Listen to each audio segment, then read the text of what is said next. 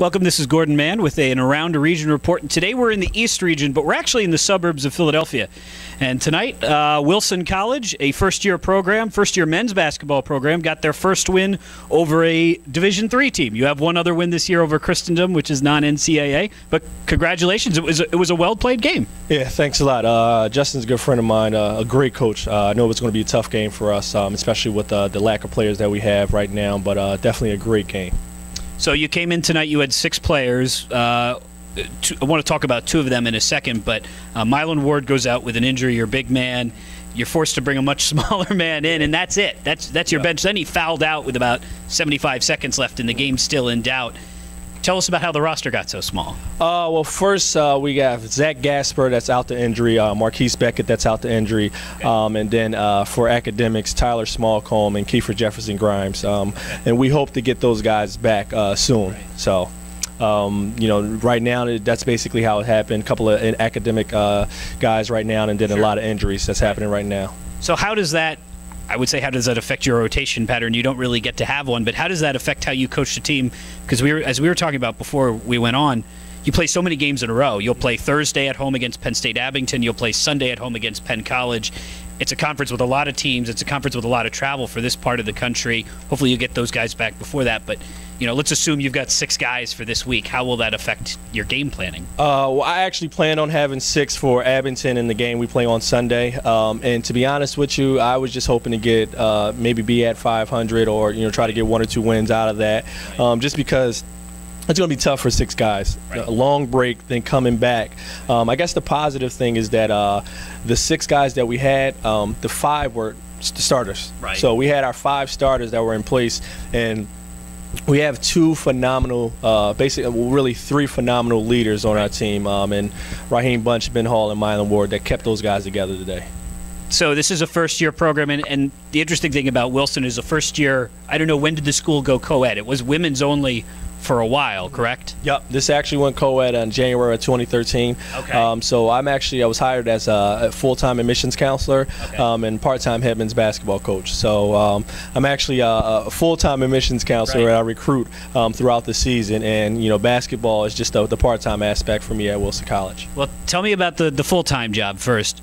How do you go about recruiting basically male students for this small school in Chambersburg, which for folks don't know is about 50 minutes away from Harrisburg, Pennsylvania, in the middle of the state? Right. Well, that's always the thing. Every time I see someone, it's like, oh, you recruit all the guys. Well, it's really like it's 5 counselors that we have, and we recruit male and female students. And one of the things that I think that I liked about it is, like I told you before, it was like a Chambersburg feel of where I went to school at in Vermont, in Johnson State.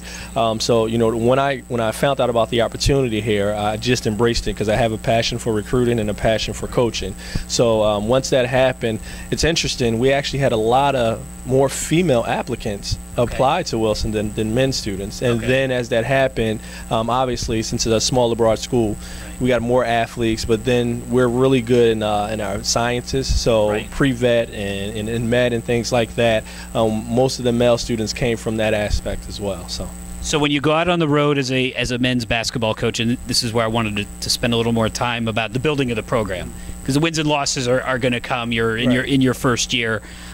What's your pitch? What's your sales pitch to guys right now, and where do you look? You got a lot of guys from Philadelphia, so maybe that answers my question. Right. For me, I knew that I wasn't going to be able to connect with the Chambersburg area immediately, just because I'm new to the area. Not a lot of people know about me. I'm from Philadelphia, so Philly, New Jersey, and basically the New York area. That's where I got a lot of my players from. It just so happens that when I coached at Mercer and when I coached at TCNJ, a couple of the transfers that came in, I recruited them while I was there. Okay. And I had built relationships with them while I was recruiting them. So my pitch is basically, I talked to a good friend of mine, Casey Stenzel at Del Valle, and my mentor, Kelly Williams at TCNJ, and they told me I had to sell myself and sell the program because there's no history for men's basketball. Right. So I basically had to get that pitch on. I want to start this culture of basketball that's allowing it to be a family-first atmosphere. And some people embrace it, some people don't. The guys that did embrace it, they came to part of be that first group for Wilson College. So, did you have any have to work through kind of the issue that there aren't a lot of male students or a lot of male students there, or was that maybe an attractive option for some of them?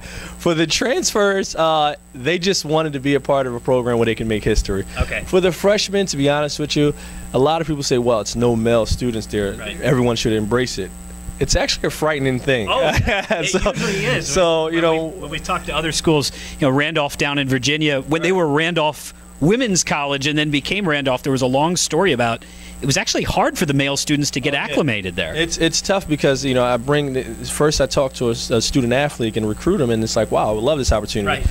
Then they come on a visit and see all female in a cafeteria with just them on a visit, and it's like, wow, this is an all-female school, right. all-women's college. So I think now that the best thing about it is that this group of guys that we have, they have this certain chemistry because they're the only guys. Right. You know what I mean? So it's like they come together and they're more of a family bond. And it's actually, you wouldn't even tell that, it was an all-women's college, and, the environment and the atmosphere, they're loved by all the faculty and staff.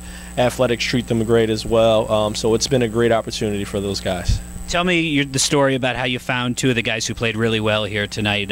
Start with Mylan Ward, the big man down low. It's actually weird. I actually was out. I love JUCO transfers and transfer students, so I was out at the Maryland tournament checking out a few teams, and I loved a couple of guys on Howard Community College team. And the head coach, Mike Smokinson, was there at the time. Now he's at Hartford Community College. Okay. Mylan didn't play that much, and he told me, there's a kid that I would love for you to have. Just by off of his impression, I said this will be a great guy for us. Right. And just his attitude, his demeanor, and his leadership qualities. At Howard, he probably averaged about 5-6 minutes a game, 1 or 2 points a game. And for us, I thought he would be a dominant force. And, when I brought him in on a visit, he just wanted an opportunity to show what he can do both academically and athletically. And I said, I want to give you that opportunity. He embraced it, and he's enjoying his role right now.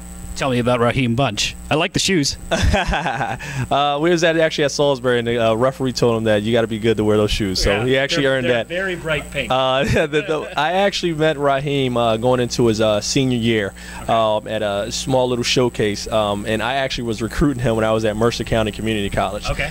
One of my top players there, but he was academically sound, and he chose to go to Rutgers Newark. And when I was around, I just always had a connection with his family, and I told him, hey, if you guys just need anything from me, just let me know. And it just so happened that I just found out an opportunity, and he basically was contacted by one of his family members, and they just said that I think Raheem would love to be with you. Okay. And he came up for a visit, and he was like, Coach, I want to be a part of the program, and I'm glad you're at Division III level right now. So yeah, he's a very humble guy, a very humble guy. With the talent that he has, he does a lot of amazing things for us. He played very well here tonight and hit the key free throws down the stretch in the victory. We talked a little bit about what your message is to the recruits. I think it's fair to say it's not about wins and losses right now. So what's the message to the players right now? The one thing that I was taught from Howard Levy at Mercer County Community College was to value every possession. And after every game, after every practice, I try to call him, and I try to call his assistant, Jordan Ingram, just to touch base with them to see what I need to do to teach my guys about valuing every possession. And the one thing that I always pitch to our guys is that we're not worrying about wins and losses. We're worrying about taking it one possession at a time. If we win every possession, or try to win every possession, we'll be in an opportunity to compete at the end of the game. Okay. So the only thing we really want to do is be in it at the end of the game to give us an opportunity, which happened tonight. We just had an opportunity to be in it at the end of the game. So. And last question for you. You mentioned Casey Stitzel, who's the head basketball coach at Delaware Valley College. You were an assistant at TCNJ. Is there a program out there, it doesn't have to be one of those two, that you look at and you emulate in your mind and you say, 5 years from now, I want to be this program? To be honest with you, it's not Del Valle, it's not TCNJ. But to be honest with you, just the style of play, 5 years from now, I would definitely say I love Gettysburg. The offense that they run is the same exact stuff that I'm trying to do. Not far from you geographically. Not far from me geographically at all.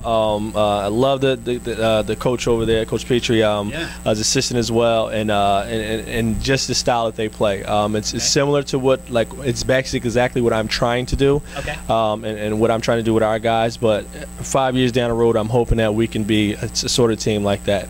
And if you were talking Division I level, I'm hoping that it's like, to be honest with you, it's like American or Georgetown type of team, or Princeton. So yeah. Well, one win at a time, and they got their first one against the D3 opponent here tonight. Thank you very much.